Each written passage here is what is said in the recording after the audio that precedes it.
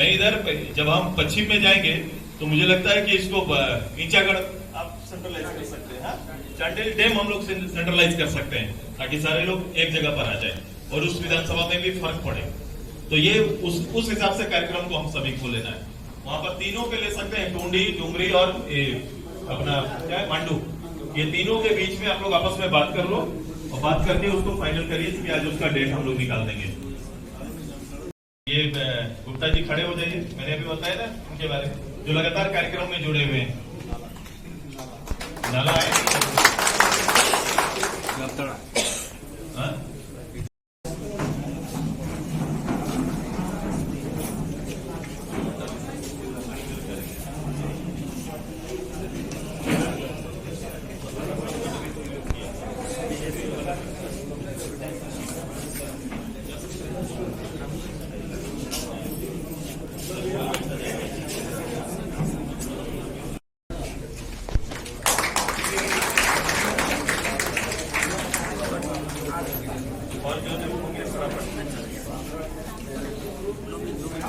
करेंगे, बाकी ताली बजाते हैं।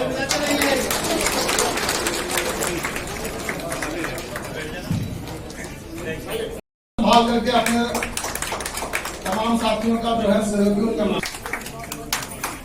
और परमेश्वर रहेंगे और सोनातु से मंजी रहेंगे।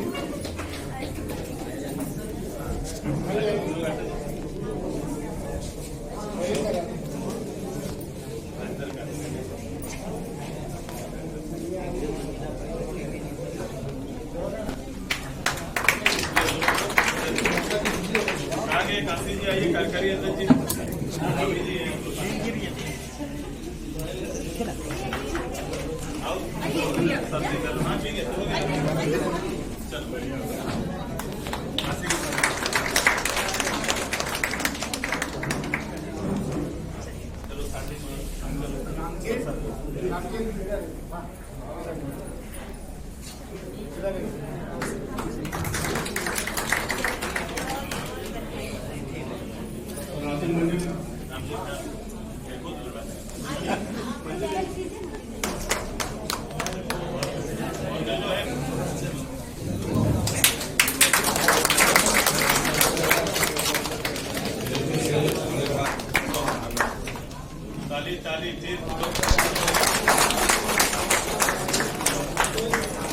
केदार पासवान जी,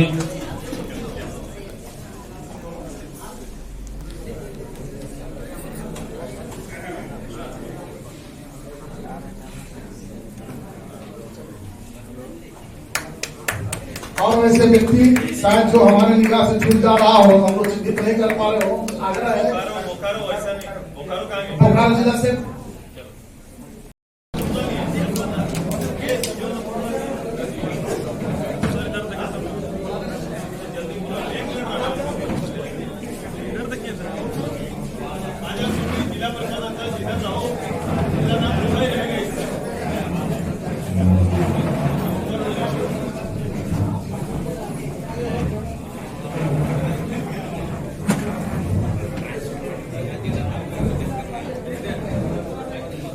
चलो अपना नीचे करा ना, कितना कर लो। अरे सामने सर, सामने ऐसी जगह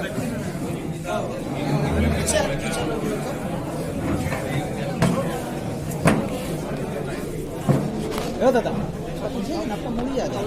अरे एक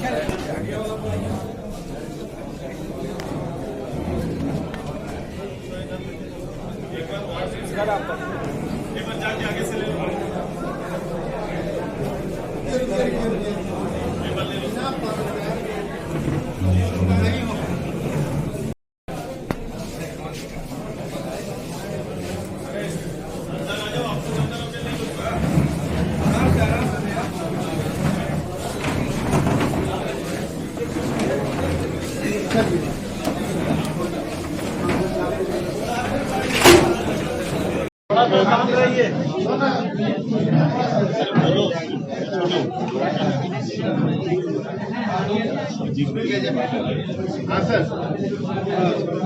आज पार्टी के सभी केंद्रीय जिला प्रभारी, जिला अध्यक्ष, जिला के प्रधान सचिव के साथ साथ विधानसभा प्रभारी की संयुक्त बैठक रखी गई थी, जिसमें पिछले वर्ष से और इस वर्ष में चलाए जा रहे कार्यक्रमों का मूल्यांकन किया गया।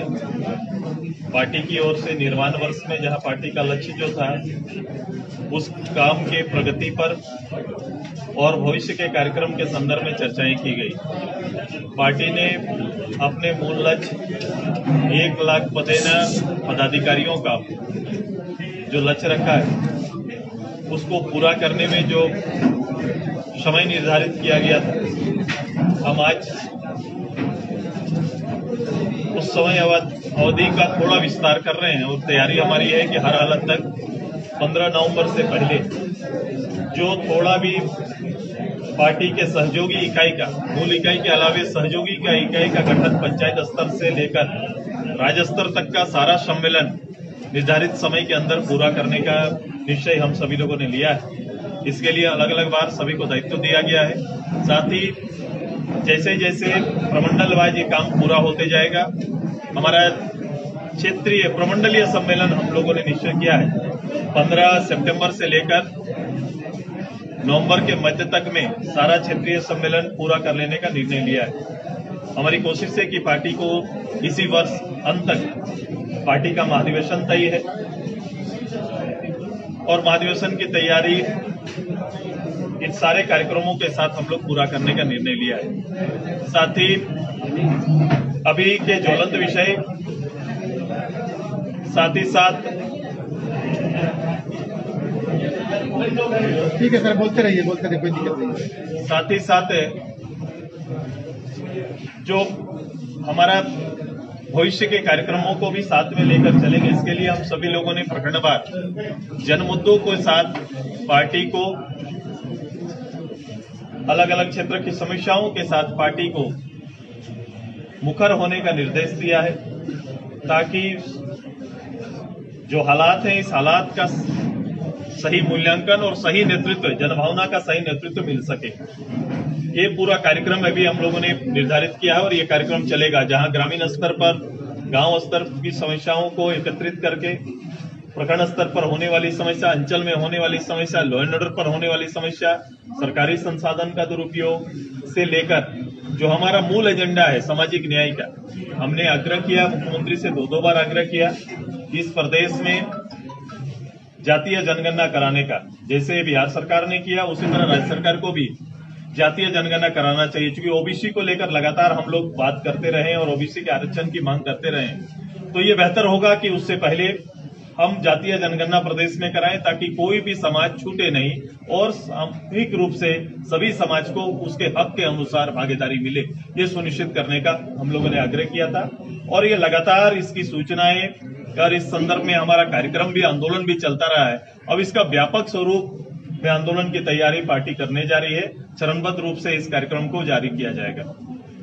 साथ ही साथ यहाँ के और मूल विषय, जैसे सरकार ने जो वायदे किए थे, मैंने जो घटनाएं अभी घट रही है, जो शायद आपका प्रश्न भी होगा वर्तमान हालात पर, मुझे लगता है कि वर्तमान हालात का जो स्थिति है, जिन विषयों को लेकर अभी बात चल रही है, ऑफिस प्रॉफिट पर मुख्यमंत्री के खिलाफ में आरोप है जो चुनाव आयोग तक पहुंचा है और चुनाव आयोग से कोई निर्णय आना है।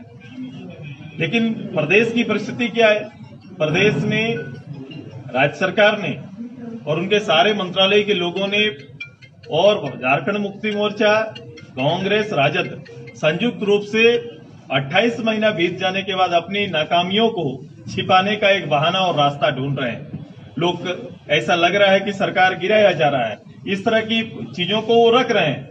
लेकिन वास्तविकता क्या है कि भाई ऑफिस ऑफ प्रॉफिट में आपके खिलाफ में आरोप तय हुआ है और चुनाव आयोग उस संदर्भ में माननीय राज्यपाल के सामने अपना रिपोर्ट भेजेंगे। मात्र इतनी घटना है। इसके साथ साथ कई तरह की एजेंसियां जो जांच कर रही है तो उसका पुख्ता सबूत भी मिलते जा रहा है।